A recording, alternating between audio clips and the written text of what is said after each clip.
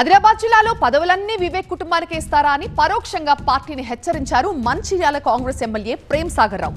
పార్టీలు మారుచిన నాయకులు, కాంగ్రెస్ కష్టకాలంలో ఉన్నప్పుడు అనాథలుగా వదిలి వెళ్లిపోయిన నాయకులు అధికారంలోకి రాగానే పదవులు కావాలనటం న్యాయమేనా అంటూ ఫైర్ అయ్యారు ప్రేమ్ సాగర్.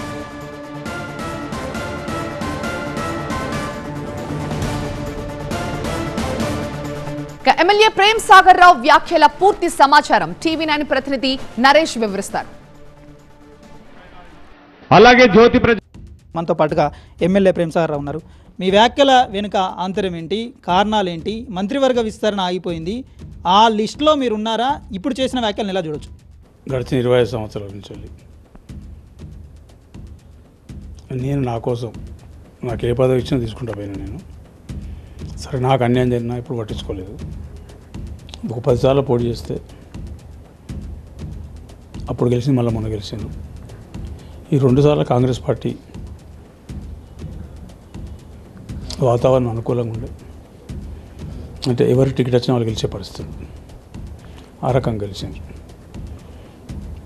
ఈ జిల్లా పుట్టి పెరిగిన వాళ్ళకు, ఈ ప్రాంతం మీద అవగాహన వాళ్ళకు ఈ జిల్లాలో ఏం జరిగింది, జిల్లాకి ఏం నష్టం జరిగింది తెలుస్తుంది. రెండోసారి మంత్రి లేదు, 2009 నుంచి 14 మంత్రి లేదు జిల్లాకు. ఇప్పుడు వచ్చినాక ఇది జరుగుతుంది. వాళ్ళు పార్టీకి సేవ చేసిందా, పార్టీతో లాభపడ్డారు.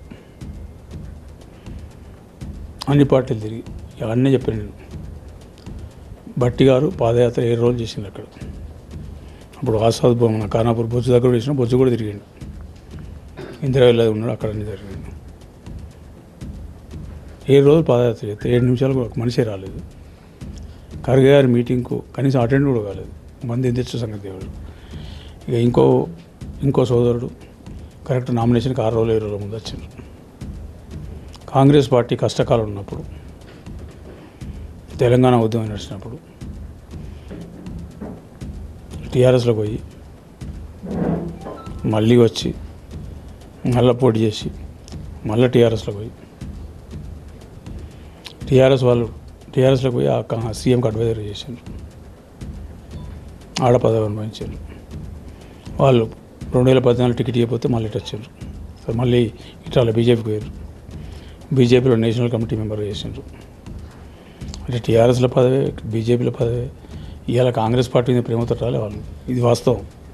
కాంగ్రెస్ పార్టీ అధికారంలోకి వస్తుంది కాబట్టి మేము కూడా పోయి అధికారం అనుభవిద్దామని వచ్చారు. 7 రోజుల ముందు నామినేషన్ కన్నా ముందు వచ్చి నాకు ప్రామిస్ చేసి అన్ని మాట్లాడే హక్కు వాళ్ళకు లేదు. ప్లస్ వాళ్ళు 30-40 సంవత్సరాలు చెన్నూరుకి ఏం చేసిన చూసి అడుగు అని చెప్తాను నేను. 75 సంవత్సరాల నుంచి లెక్కలు తీయండి. 75 సంవత్సరాల నుంచి ఇప్పటి వరకు ఈ జిల్లా ఏమన్నా అంటే బ్యాక్వర్డ్. అప్పటివరకు రాజకీయంగా చాలా పెద్ద పెద్ద లీడర్లు అయినారు.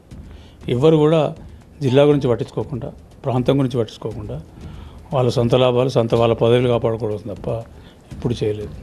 ఇన్ని కార్యక్రమాలు చేసిన మీకు మంత్రివర్గ విస్తరణలో కానీ మొదటి విడతల్లోనే మీకు రావాల్సి ఉన్న మంత్రివర్గ విస్తరణలో మీకెందుకు చోటు దక్కలేదు? ఇప్పుడు చోటు దక్కకపోవడానికి కారణాలు ఏంటి? ఇప్పుడు మంత్రివర్గ విస్తరణ కూడా హోల్డ్ అయింది, అసలు కారణాలు ఏంటి? సరే, దానికి కారణాలు నాకు ఇది పార్టీ నిర్ణయం తీసుకుంటుంది. అది పార్టీ నిర్ణయం, కారణాలు ఏంటి అనేది పార్టీకి తెలుసు, నాకు తెలుసు.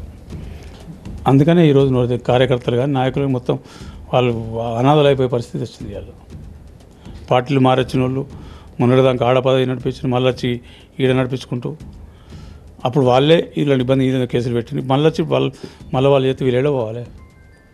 తప్పకుండా న్యాయం చేస్తారని నమ్మకం నాకు ఉన్నది. ఇక న్యాయం చేయనప్పుడు ఈ జిల్లా ఉద్యమాల జిల్లా, ఇంద్రవెల్లి సభ సక్సెస్ అయినా, ఖర్గే గారి సభ సక్సెస్ అయినా, ఈ జిల్లాలో దాదాపు 66-67 మండలాలు ఉంటాయి. కనీసం 60 మండలాల్లో నా దగ్గర తయారైపోయిన లీడర్లు అన్ని పార్టీలు ఉన్నారు. ఇవాళ ఇంద్రవెల్లి సభకు కూడా సరే వాళ్ళు రాకుండా సహకరించారు. ఈ ఖర్గే సభ కూడా సహకరించారు. నేను నాకు అధికారం ఉన్నాడు పనిచేసాను, నేను పార్టీలు చూడలేదు. ఇవాళ పార్టీకి ఎవరైతే వచ్చిండ్రో 3-4 పార్టీలు తిరిగి, పార్టీ ద్వారా అన్ని లాభాలు పడి పోయి తిరిగి, పార్టీ కష్టకాలం పోయి తిరిగి వచ్చి ఎంపీలు, ఎమ్మెల్యేలు, 2 ఎమ్మెల్యేలు, ఎంపీ, ఇంకా మళ్ళీ మంత్రి కావాలి. ఈ పార్టీ చేసిన సేవ ఏంటి? అసలు అడిగే హక్కు ఉంది వాళ్ళకు. ఇవాళ మాల సంఘం అని మీటింగ్లు పెడతాను. ఈరోజు నేను ప్రశ్నిస్తాను, వాళ్ళు రాజకీయాలు అంటే సరే అంతకుముందు ఏదన్నా కూడా 30 సంవత్సరాల నుంచి ఈ పెద్దపల్లి మన చెన్నూరు నుంచి పెద్దపల్లి కానీ చేసుకుంటూ వచ్చింది. 30 సంవత్సరాల గుర్తురాని మాల మీటింగులు మాల సంఘం ఇవాళ గుర్తొచ్చింది మాల సంఘం.